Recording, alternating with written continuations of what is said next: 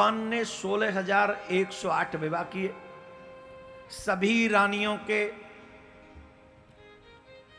They have many children.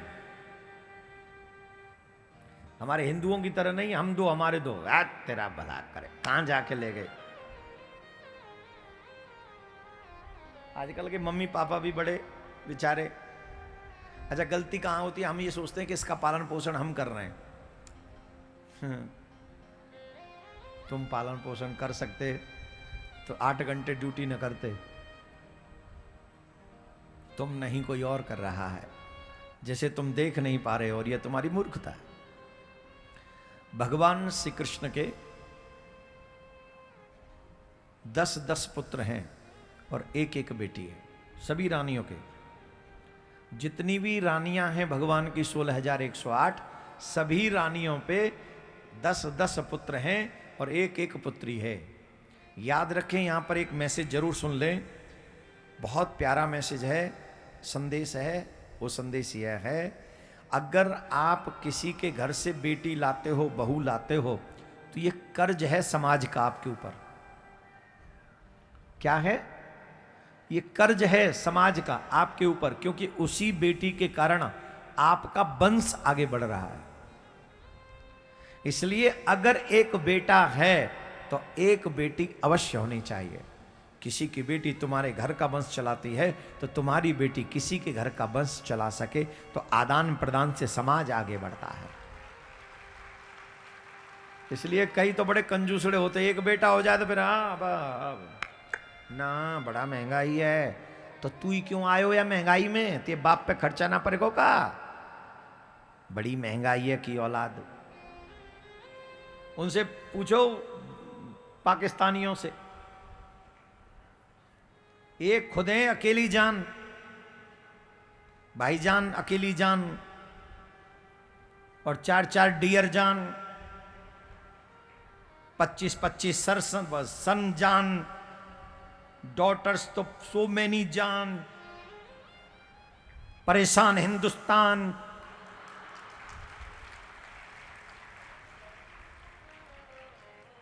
मेरा हिंदुस्तान महान, मेरा भारत महान, धन्य हो मेरे भाईजान।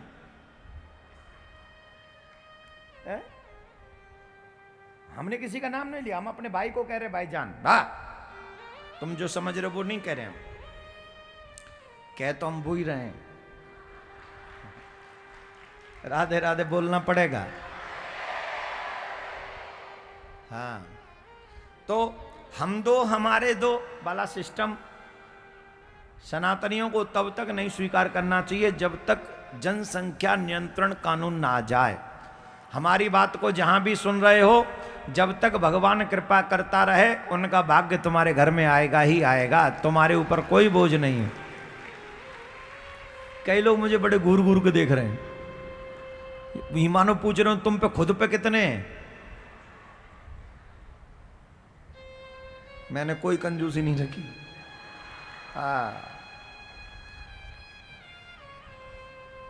जितने ठाकुर जी ने दिए सो ले लिए। एक टीवी डिबेट में हमसे बोला, तो ये पंडित लोग ऐसे बोलते हैं, इन पे खुद पे कितने। मैंने कहा तो एक आधे ही कम होगा, चिंता मत करे।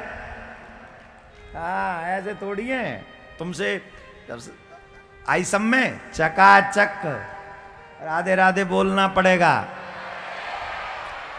खैर, जनसंख्या नियंत्रण कानून आना चाहिए, क्योंकि देश में आबादी बहुत हो रही है, लेकिन वो सिर्फ हिंदुओं के लिए ना आए, सिर्फ सनातनियों के लिए नहीं, वो सब पे बराबर लागू होना चाहिए।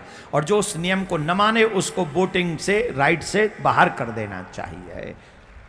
ऐसा कानून लाइए। हम तो इस देश की प्रगति में अपना हाथ बटाना चाहते हैं, पर अकेले हमें ही तुम बलि का बकरा बना दो तो कैसे काम चलेगा। बलि का बकरा मत बनाओ।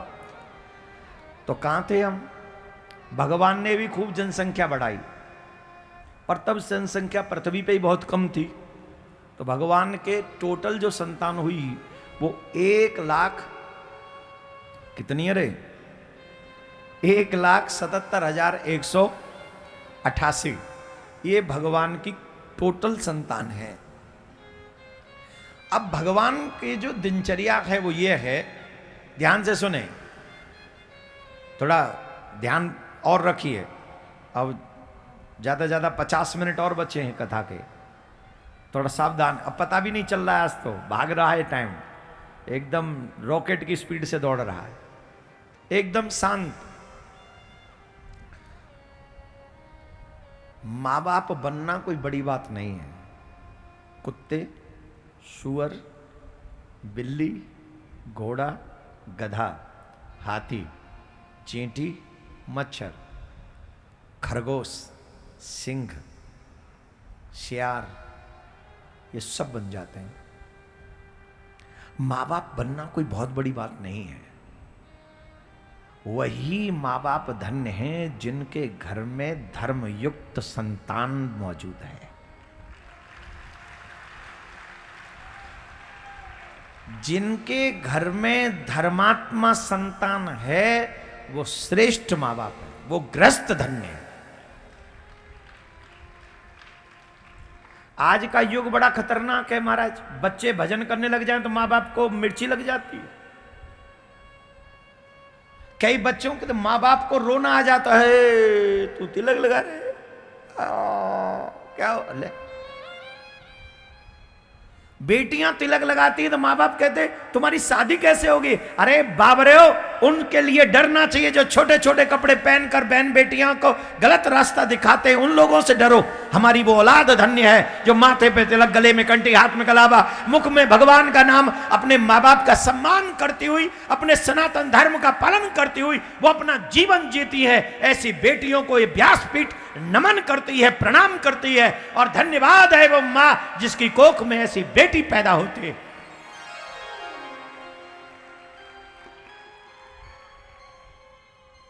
हमें रोना आता है कि हमारी बेटी भजन कर रही है, तिलक लगा रही है। अरे उन बेशर्मों को कहो कि बेटे भी ऐसे पैदा हों जो माथे पे तिलक लगाएं, गले में कंठी, हाथ में कलावा, भगवान का भजन करने वाले। अरे जिसको ऐसी भजनानंदी बेटी मिलेगी उसकी 7 पुश्तें तर जाएंगी मेरे प्यारे। ऐसा सुंदर संतान को जन्म देगी वो बच्ची।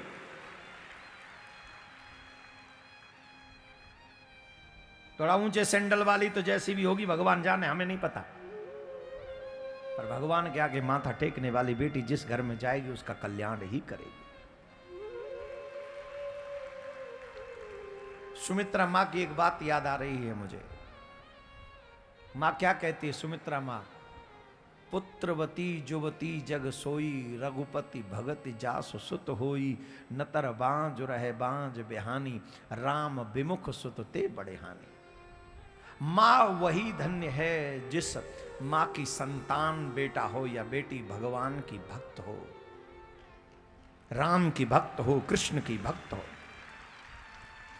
जिस मां के गर्भ से राम भक्त, कृष्ण भक्त संतान उत्पन्न ना हो, वो मां किसी बच्चे को जन्म ही ना दे, से बांझ रह जाए। ये कौन? लक्ष्मण की मां कहती है, कोई मनुष्य नहीं कह रहा है, लक्ष्मण की मां कह रही है।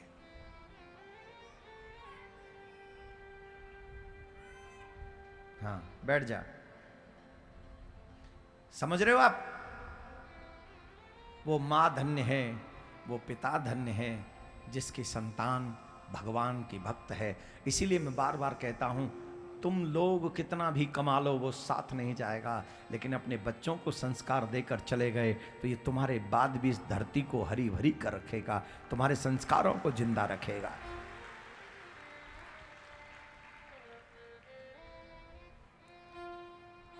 इसीलिए मैं बार बार कहता हूं जहां भी जाता हूं कि आप पहले दिन से कथा में अपने बच्चों के साथ आइए। कई चीजें ऐसी हैं जो आपको भी नहीं पता, आप खुद नहीं जानते उन बातों को, लेकिन वो कथाओं के माध्यम से आपके बच्चे जान सकते हैं। सही माने में अगर आप मनुष्य हो और अगर धर्म को नहीं जानोगे तो पूरा जीवन ढंग से नहीं जी सकोगे। ये धर्म ग्रंथों के माध्यम से जाना जा सकता है, ये किसी स्कूल कॉलेज में नहीं मिलेगा। स्कूल कॉलेज में तो सिर्फ आपको पढ़ाया जाएगा पेट कैसे भरा जाए, पेट की पूर्ति कैसे होगी, how to earn money only. लेकिन religious education gives you how to live life, जीवन जीना कैसे चाहिए। ये आध्यात्मिक एजुकेशन आपको अगर मिलेगी, आपको और आपके बच्चों को, तो कल्याण होगा। और इसके लिए भगवान क्या, उनके जीवन का दिनचर्या क्या है। मेरे कन्हैया की दिनचर्या क्या है बोलो। सुबह 3:30 बजे उठते हैं, 3:35 पे भगवान उठते हैं, और 3:35 पे उठकर स्नान करते हैं, और स्नान के बाद ध्यान करते हैं। ध्यान के बाद भगवान विद्वान ब्राह्मणों को बुलाते हैं, और विद्वान ब्राह्मणों को बुलाकर उनके मुख से भगवान पुराणों की कथा सुनते हैं, वेदों की कथा सुनते, पुराणों की कथा सुनते। अकेले नहीं सुनते, विद फैमिली सुनते, परिवार के साथ सुनते। कैसे सुनते? परिवार के साथ सुनते, संयुक्त परिवार, पति पत्नी और बच्चे। अब अगर हम अपने बच्चों के साथ कथा सुनेंगे तो जो संस्कार हमें कथाओं में मिल रहे हैं, हम अपने पति अपनी पत्नी के साथ अगर वो कथा सुनेंगे तो जो चीजें हमें सीखने को मिल रही हैं, सुनने को मिल रही हैं, वो हमारे बच्चों को भी मिलेंगी। तो जो संस्कार हमें मिले, जो चीजें हमें मिली, वही हमारे बच्चों को मिल गई, तो हमें एक्स्ट्रा एफर्ट नहीं करना पड़ा।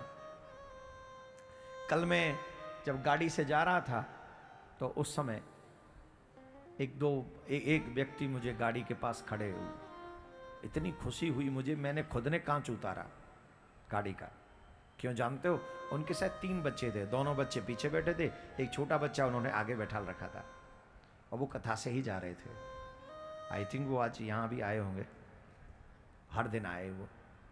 उस बच्चे को देखकर मैं इतना खुश हुआ, इतना छोटा सा बच्चा आया है, मैं खुद कांच खोल के उससे राधे राधे बोला मैंने। उसने नहीं बोला, मैंने बोला उसे।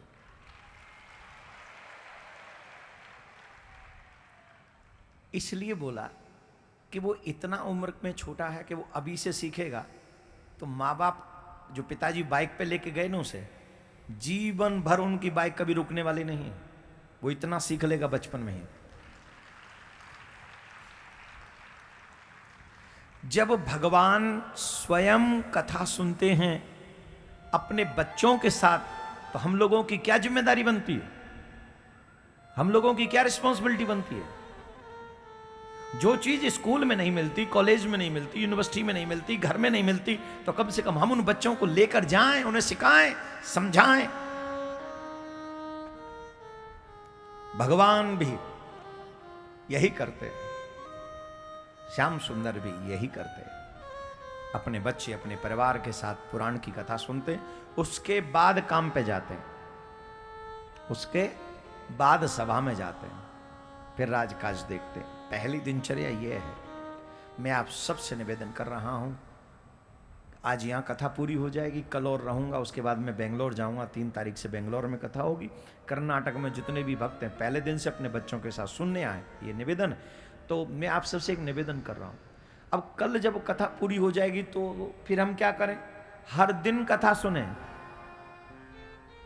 आजकल यूट्यूब पे कथा है, आपकी जेब में मोबाइल है, मोबाइल में कथा है। जितने भी हमारे शिष्य हैं जो यहां सुन रहे हैं, अगर आप कृष्ण भक्ति करना चाहते हैं, कृष्ण को पाना चाहते हैं, अगर अपने माइंड को डिस्कनेक्ट नहीं करना चाहते हैं, तो मैं आपसे एक ही बात कहूंगा, दिन में चाहे आधा घंटा ही सही, हर दिन इस चैनल पर आकर आप कथा सुनिए, चाहे सुबह, चाहे शाम, चाहे दोपहर, जब आप फ्री हो तब, जब फ्री हो तब।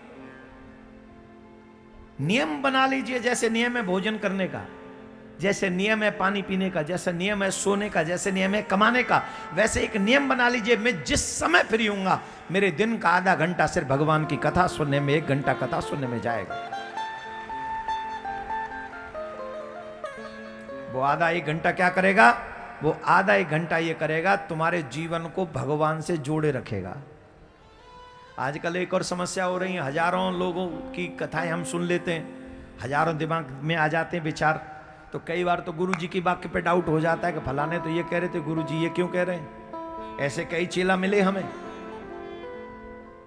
इसलिए मैं आपको बार बार कहता हूं कि जब कथा सुननी हो तो ज्यादा से ज्यादा जिनसे भी आपने दीक्षा ली उन गुरु से जुड़े रहें, उनकी कथा आप सुनते रहें, जिससे एक जगह आपका माथा टिका रहे। आजकल प्रॉब्लम ऐसी, गंगा गए तो गंगादास, जमुना गए तो जमुनादास, पांच नाव में पांव रखें झट, एक नाव में ये हाथ, एक नाव में ये हाथ, एक पांव नाव में ये पांव, एक में पेट रख रखा है बीच में, डूब गए, हो गया कल्याण। अब डुबाया किसी ने नहीं, संत महात्माओं के सबके विचार एकदम शुद्ध हैं, सबका कल्याण है, लेकिन कोई ज्ञान मार्गी है, कोई वैराग्य मार्गी है, कोई भक्ति मार्गी है, और चारों पांचों जगह पे जब अटकोगे तो कहीं ना कहीं फंस ही जाओगे, तो फंस जाना होता है। इसलिए इन सब से बचना चाहिए। बोलो राधे राधे, जोर से बोलना पड़ेगा, चाहे आधा घंटा ही सही, पर नित्य कथा सुनो, ये हमारा आग्रह है। भगवान कृष्ण भी सुनते हैं, हम भी सुने। बहुत सारे प्रसंग भागवत में हैं, लेकिन एक बहुत प्यारा प्रसंग है कृष्ण सुदामा चरित्र। कृष्णस्यास्य सखा कश्चित् ब्राह्मणो ब्रह्मवित्तमः विरक्तीन्द्रियार्थेषु प्रशांतात्मा जितेंद्रिय। भगवान श्री कृष्ण के एक बहुत प्रिय मित्र हुए जिनका नाम है सुदामा। जितने भी बच्चे यहां पर बैठे हैं, आजकल नेट का बड़ा मामला खराब हो रहा है। अननोन लोगों के साथ हम अपना पूरा टाइम खराब कर देते हैं, जिन्हें पता ही नहीं वो स्त्री है कि पुरुष है, उनके साथ लगे रहते हैं फोटो देख के बस। और जिन माँ बाप ने समय दिया है, जिन माँ बाप ने जन्म दिया है, हम उनके साथ बैठते भी नहीं, और ये दुख की बात है। जितने भी बच्चे अपने जीवन में सफलता पाना चाहते हैं, उनसे एक आग्रह है हमारा, ज्यादा से ज्यादा समय अपने घर के बुजुर्गों के साथ आप बिताएं। आप देखते होंगे आजकल घरों में बच्चे अकेले बैठना पसंद करते हैं।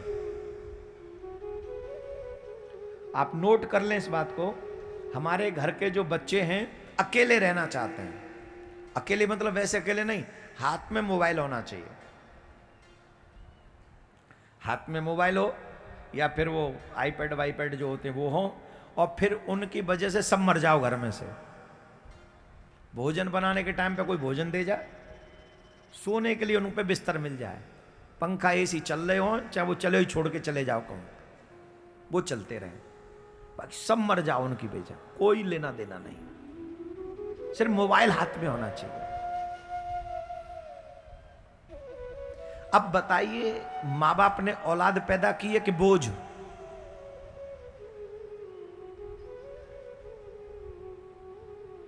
ईमानदारी से सोच के बताओ। जिसे ऐसी औलाद मिल जाए कि तुम खांस रहे हो तो भी कोई पूछने वाला नहीं, तुम बुखार में पड़े हो तो भी कोई तुम्हें पूछने वाला नहीं, तुम्हारी तबीयत खराब है तो भी कोई तुम्हें पूछने वाला नहीं। टाइम पे आ जाएंगे, पापा स्कूल की फीस, पापा ये चाहिए, पापा ये ड्रेस ले आओ, पापा ये चीज बड़ी पसंद है, पापा ये कर लाओ, पापा ये कर लाओ, पापा ये कर लाओ। अरे पापा जहर दे देना, एक ही बेर में फंद कटे। पापा कहते भजन कर लो तो नहीं करना, पापा कहते थोड़ा ये पढ़ लो तो नहीं पढ़ना, पापा कहते कथा में चलो तो नहीं चलना, पापा कहते बेटा दोस्तों से दूर रहो तो भी नहीं रहना। पापा जो अच्छी चीज कहेंगे वो कुछ नहीं मानेंगे, जो पापा से हमें चाहिए वो सब चाहिए। तो बोझ ही तो हुआ, परिवार कहां हुआ? परिवार कहां है? बोझ ही तो है। सिर्फ जरूरतें पूरी करते रहो।